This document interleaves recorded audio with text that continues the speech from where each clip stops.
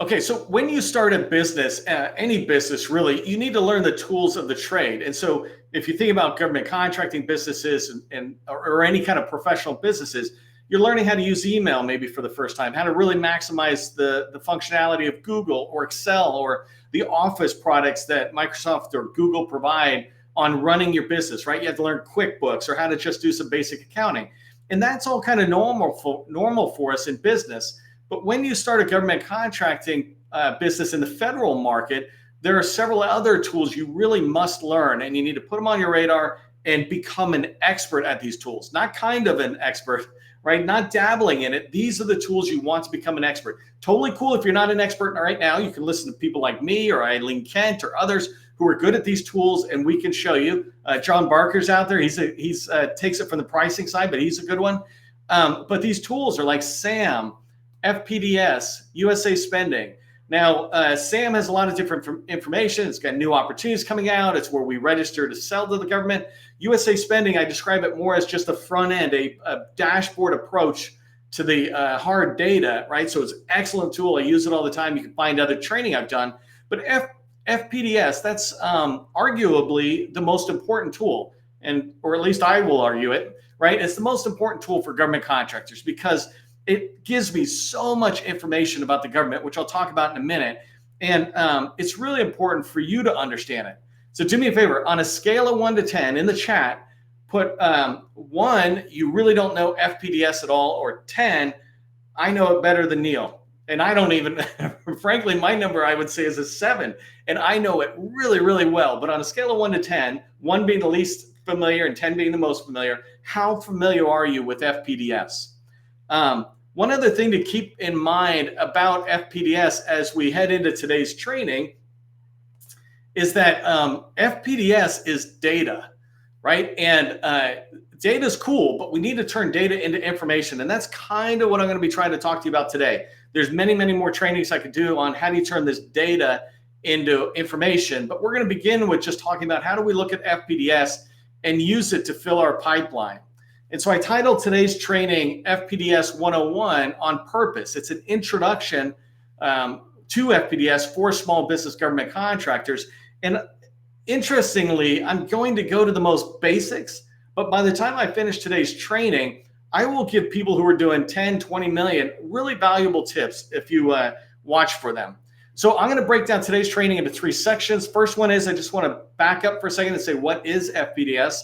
And number one reason I think it's important, a lot of reasons, but I'll give you my number one.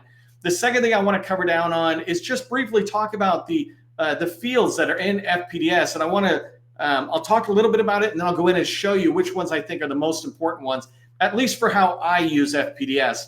And then the last thing I'd like to wrap up with, and I'll use as much time as I can, is how I actually go into FPDS and search for expiring opportunities. I've got customers and I know they're in the training today. And so I will take one of their needs and use it as my example. And I will show you how I find opportunities. And if I do it just like I did in practice, then they'll be happy. If practice and reality don't match, then we'll figure something else out. But that's what we're going to cover down on today. If you like it, say FPDS rocks in the chat. Let's get rocking and rolling. If you don't know who I am, my name is Neil McDonald. I am the co-founder of GovCon in a Box. I'm the founder and president of the GovCon Chamber. And I want to welcome you to my federal sales training, where I provide tips for success in the federal market. I also provide you an opportunity to network with almost 100 people who are here live right now. You guys can build relationships, take them offline, and strengthen your network. I spent 20 years as a small business owner in the federal market. And since 2018, I've been teaching people like you that government contracting is not a secret. It's just a process. When we follow a process A to Z, we're going to have repeatable, predictable results. This is what I want for you. This is what I'm hoping to teach you today in FPDS, repeatable, predictable results of searching FPDS and using FPDS. 2 quick updates here. Make sure you subscribe to the Government Contracting Success newsletter. This is our newsletter, all things government contracting, in particular focused on how do you have sales success. So make sure you subscribe to that. We'll be at 18,000 subscribers by tomorrow for sure. And I'm pretty proud of this. It's the largest newsletter on LinkedIn for government contracting. And it's because we keep providing value that you like. So subscribe to it. Also give me feedback about things you'd like to see. And I'm happy to touch on those topics. And then tomorrow's training, I just want to give you a heads up. If you haven't registered, we had almost 200 people register for today's training. I love that. It's a thank you to us, but then LinkedIn pushes it out to more people. In fact, I had DOD reach out to me because they saw something on LinkedIn and they're like, hey, I'd like to reach your audience. The very people you want to hear from reaching out to me saying, hey, can I talk to your audience? I'm like, this is perfect. All of us want this to happen. That's a win-win-win for all of us. But tomorrow's training, cold calling for GovCons in 2024. Come in, learn tips. I've been doing sales, man, over 30 years. I've been doing it since I was 18, starting with door-to-door sales, vacuum cleaner sales, and then up into the billion-dollar sales. And so tomorrow I'll talk to you about how you can do cold calling, getting into agencies. If you haven't been tracking yet on GovCon in a Box, our new tool set, it's out there and you can check it out. But I want to congratulate the newest member of our 100 Club, is what we're calling it. SDZ Enterprise just hit the 100 Club, meaning their federal visibility score is 100. Many companies, it's far below 50. That's virtually invisible to the federal buyer. And so SDZ came in, they saw some tips that we gave them on what they needed to do. It didn't cost anything. We didn't do anything. They did it. We just gave them the guidance and they ran with it. And so congratulations on coming in. And I just want to give an honorable mention, second day, for Breakpoint Labs, who yesterday was so aggressively getting it done. They got it done just before the live, which I thought was exciting. They don't get a third mention, but they get a second honorary mention for today. Go check out govconinabox.com. It'll take you 30 seconds to figure out what your score is. It'll take you 2 minutes to figure out all the things you need to fix. It'll take a little longer to fix them, but days at most. Okay, so let's dive into what is FPDS and why it's important.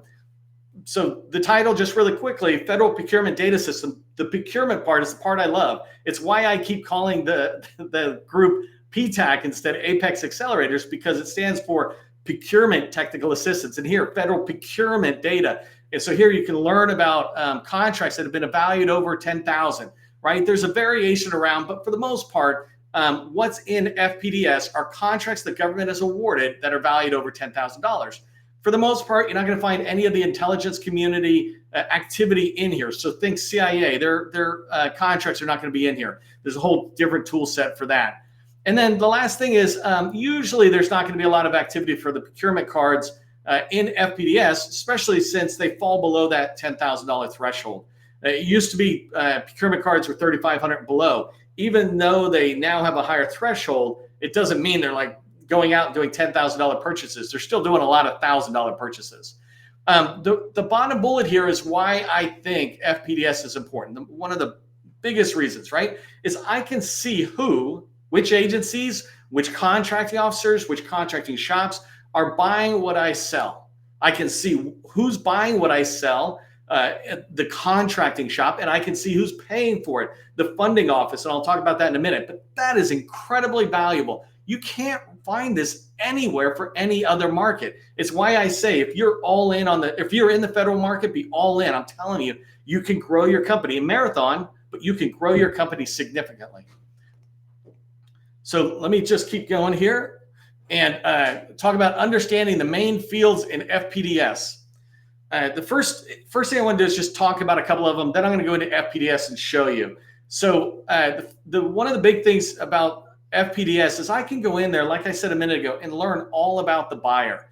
That's an important thing for me. I can learn about the opportunity, not just a basic description, but how it's described, so NAICS codes, PSCs. And then the last thing is I can learn about the winning vendor. I can learn about my competitor. I can see an opportunity I like. I can see the competitor. I can then follow the competitor down a thread to see what else they're winning, right? This is the way for me to begin to look at my pipeline. And so that's a really important thing. I put this tip in here that says, use FPDS like Pictionary. Imagine you're playing Pictionary, and if you don't know this, basically Pictionary, some person gets a word and they have to draw a picture on a board and their team has to guess what they're drawing, right?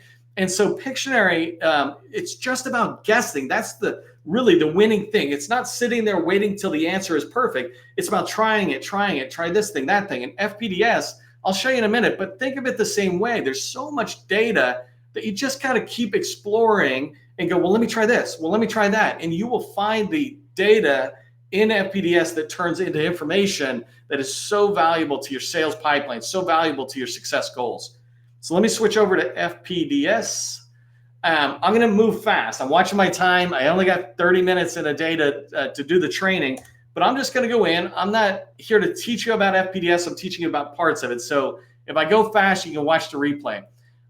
So I'm going to come in here. I just want to show you fields for a second, and then I'll come back in a minute and show you how I search. And so right here, really quickly, I just searched on the word SharePoint, and I said sorted descending, so I can see the date signed as July 31st, 2024. The reason I did that is I don't want to show you stuff from 10 years ago. I want to show you like the most recent one.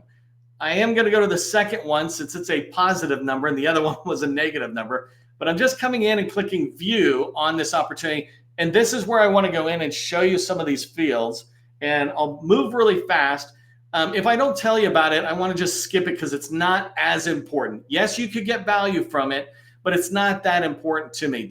The parts I want to show you are really important. So if I come in here, the first section, each one of these blue bars is a section. Right here on the right-hand side at the very top of FPDS, you will find contracting officers. Their acquisition personnel's names will be in here, but the approved by is the contracting officer. Contracting officers now have to be the ones approving and putting this data in. They have to validate that the data is good. If I see somebody like this, I can see that Amy is the contracting officer, and I can assume that this is her name. That last part, JDA, that might actually not be her name, but definitely the period 600 or 260, that part I'll strip out. So you'll get used to learning these emails, but I can tell there's Amy's name. Let me go check her out on Google, and I can find that address, but I pretty much have it started. This is great. If I find an opportunity I like, now I've got a contracting officer. So that's really important. This one here, you don't see as much, but there's an award ID, a reference contract vehicle. That's what IDD is basically. Contract vehicle number would be here, and then solicitation ID. Those three numbers are so helpful for when you go into SAM or GovWin or USA Spending, you're just doing additional information. Those are great numbers because they reference what you're trying to learn about. The next thing I really like is coming down here. So this one's a little harder because this is a purchase order. I'm assuming it's not a 5-year contract. And so it's showing you the period of performance. But the part that I really look for the most is estimated completion date. That's the one I'm looking for when I'm trying to really fill out my pipeline. I'm looking at expiring contracts in the next year that I can pursue. So that date's really important to me. All the dates are helpful. And then over on the right-hand side, if I had picked a better one, you would see it saying like $20 million and this award for this year is $5 million or something. So you can see that. But I could see right away the amount of money for the base period plus all options. So really quickly, I can see the date and the field. And then coming down, I'm able to look at the contracting information and just jumping really quick. This example, I should use, I'll come back and use another one in a minute to show you again, but I'm able to see that this is, it looks like, well, so here it's coming out of Portland, so I don't know if that's Vision 21, but I'm able to see the contracting office. These are the acquisition personnel processing this requirement. The funding agency is basically the programming office. And so you can chase this down and learn a little bit more about them. But right here, funding office ID and contracting office ID, chasing these down allow me to understand more. If I like what I see, I can find more opportunities coming out. The next section is the government contractor who won this. They call it an entity, right? So here I can find out Oregon Health and Science University, and I picked a bad one to show you, but I can see the entity ID and I can see other information. Business category. This is really important. If I'm looking at an opportunity, I can see, was it set aside to A, or was it won by an A to A or a small business or a large? I can see that information right here in business category. You will come back and look at all these fields yourself. And then as I come down in the contract data, you can look at a lot of this stuff yourself, but the one that I look at the top, type of contract, that's the part I like because I don't like cost plus. That's a type of contract. I like firm fixed price. And so I can use this type of contract, go back to my searching and say, only show me firm fixed price contracts because those are the ones I want to chase. You can begin to shape your searching by understanding the fields you can search on. I don't care about this next field pretty much at all from an importance level. And then down here is where I get to see where it says SharePoint study. That's how I got my keyword search. And I'm able to look in here and see information about what was the description of the work? What's the NAICS code and service code or PSC that's used in here? And then the bottom, the last thing is I can see how was it competed. And I know I'm flying through here fast, but understand these fields will help you be able to find opportunities. So let me get out of this so I can actually come back and search for opportunities where it's a little bit more clear. So when I search for expiring opportunities in FPDS and when I'm looking for information, I use a couple of basic standard approaches, right? I use keywords always first because NAICS codes are no good to me. Generally, it's too broad. If I put in something like 541, 511, and I'm looking for SharePoint development, I will get everything, Oracle development, this development. So it's too big. But if I narrow it down on SharePoint, I will get far fewer things. Now, I bounce around because sometimes people don't put in SharePoint the right way, but I look on keywords, then I filter down when I'm in there, and then I do advanced searches, and that's what I want to show you. Okay, so let me go back here, and I'm just going to start again at FPDS, and I want to show you an example of what I might do for a customer of mine if they're looking for administrative support services. So the first thing I'm going to do is just, let me zoom in a little bit for you. So administrative support services, right? That's what I'm looking for. I'm going to hit enter. And when I do, I get 390,000 records. You can see it right here if you zoom in, but don't worry about it. I know they want to go to the Army. So over on the right-hand side, I'm just going to come over here and say the Department of Army has 25,000. So let me just zoom in on that guy. And so now when you look at it, I went down from 300,000 to 25,000. The next thing I want to do, and I'm always cautious about my my search terms to make sure I copy them. But if I come over, you can see I'm searching administrative support, contracting agency is the Army. I'm currently at 25,000. So let me do an advanced search. That's that part I talked about, right? I did a keyword search, administrative support. Then I filtered by the Army. Now I'm doing an advanced search. Within the results, I'm going to add a field in here. And this field, because I had searched earlier, I know this field, and I pointed it out to you. There's a field called estimated completion date. And so what I'm looking for is an estimated completion date out.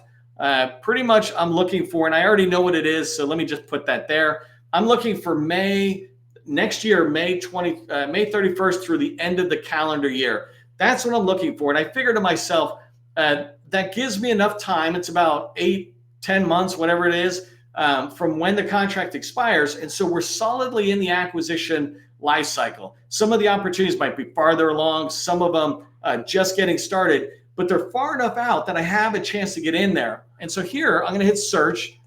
So now I'm modifying the search. And you saw I went from 390,000 to 25,000, I think, to now 29 opportunities or requirements that are expiring. These are administrative support contracts in the Army expiring the last half of next year. Those are ideal opportunities for me to put into my pipeline today. So I can start working on them, slowly getting in, figuring out where it's at, talking to the incumbent. Just as a reminder, oh, come on. Hey, there we go. Just as a reminder, the search criteria I used, first one is a keyword search, administrative support. Second one, I filtered down by the Department of Army. Third one, I then did advanced filter by saying estimated completion date is May through December next year. So let me zoom back for a second and come back. Okay, and then now I think what I'm going to do is just sort by action obligation. So I just clicked on something and said sort by action obligation. And I'm going to go to the second one just because I know I like it and it was good. So let me go to it. I did a little prep work, right? So I liked that opportunity. I went from 250,000 or whatever it was down to 25,000 down to 29. And so now I'm looking at this opportunity. And if I come in, I'm going to jump around and look at a couple of things. But the first thing I'm going to look at is right here. I'm like, yes, I got a winner. This is a $26 million opportunity. It was 5-year contract, so awarded 2021. If you can see right here, period of performance 2021. It looks like it's expiring in May of 2025, right? This particular one that I'm looking at is just a modification. So I like it. So far, I like it. I still have to do more research, right? And now I'm going to go down farther. I just want to go really quickly and go, let's look at this. Administrative support services. It's pretty straightforward, but it still fits into what I'm looking for. It was 8A competed. So that's a big plus for me because the customer I'm talking about is an 8A. And then if I come up here, I can see that the incumbent, remember I talked about this, I can come up and look at the incumbent and I can see they're an 8A ANC, which is an interesting one. But I want to figure out who they are, right? So I'm going to grab this UEI of the incumbent. I'm going to go over really quick to GovCon in a box, our tool, find teammates. I want to research these guys. Hopefully everything will work on the fly. There we go. So here, they're down in Raleigh, and I can come in really quick and take a look at this contractor. Most importantly, what I want to find out is, are they still an 8A and are they still a small? So I'm looking in here at the incumbent that I just found on FPDS, and I can see first off, they are no longer an 8A. They expired in 2022. And by the way, just because an 8A or an ANC has it doesn't mean we can't go after it. You got to figure it out. But what I want to know is, are you still small? And so I'm coming in here. The NAICS code for this was 541611, and I can see over on the right-hand side, they are not a small business anymore. So this tells me right away the company that just won this opportunity, or excuse me, that won it before, is not a small business, and this thing is up for grabs. Now what I need to do, just taking it one step further, is I need to go out and find out from the contracting officer, are you expecting to recompete this? Is it coming out? I want to go talk to the company. I showed you in the SBA profile right here, the company that the incumbent. I can go in here and I can find this person, Kalinda, and I can reach out and say, hey, are you guys going after this? Is there a play for us to be able to team? I know my customer would be happy to team and they'd be happy to prime. So if these guys haven't determined somebody already, if they haven't created another 8A, then we're fine. If I just back up, hopefully it retains my search. It does. So you can see I got 29 opportunities. When I'm looking for expiring contracts, I think this is what I want to show you really quick. Just as a reminder of the search I did, because I'm running out of time. When I go into FPDS and I'm looking for expiring contracts, I use a keyword that fits for me: paving, SharePoint, administrative support, something pretty niche down. And then I filter it to the department I want. I can leave it broader if I want. And then I do estimated completion date and whatever time frame I'm trying to fill. Like I would do this exact same thing for things expiring in 2026. It just gives me a bigger head start on opportunities. People say, how do you hear about opportunities? One of the biggest ways is to just pursue opportunities that were awarded 4 years ago, right? They're going to be coming out again as a recompete generally, and you can go after them. All right, let me get back to my slides. Here's what I want you to remember from today's training. First off, using FPDS is a skill. You need to learn the tool, learn the fields, and then practice it like any skill. I'm teaching my kids how to do handwriting, right? Cursive writing. And they've got to learn how to do the letters. Then they got to practice writing letters to people, notes to people, and they will develop that skill. Well, we need to do the same with FPDS. Even me, I'm constantly still learning FPDS, even after 20 years in this space. The second thing I want you to remember is work with your local PTACs, Procurement Technical Assistance Centers, who are now called Apex Accelerators. Work with them because they're experts at these tools. You can go in and they can guide you through using that tool, and they can help you also as you look to expiring contracts. They're not going to help you write a proposal today, but they definitely want to help you as you do your long-term journey. And the last one is identify opportunities that are 6 to 12 months out, right? It's a whole different sales game if it's inside of 6 months that you want to win a contract. But if you got the patience, like Mike Lejeune said, in the marathon, and you look 6, 12 months out or beyond, then you will start finding opportunities that are perfect for you that you can win. If you're doing pretty well right now and you're looking to accelerate your company to the next level, we have a BD Accelerator workshop. You must be at least $1 million or more because we want you to have traction already and to know what it takes, and then we'll take you to the next level. But if you're interested in that, want to learn more, just put workshop into the chat. If you like today's training, put FPDS rocks into the training, just as a way to let me know that you like the training you got. For all of us, remember, government contracting, it is not a secret. It's just a process.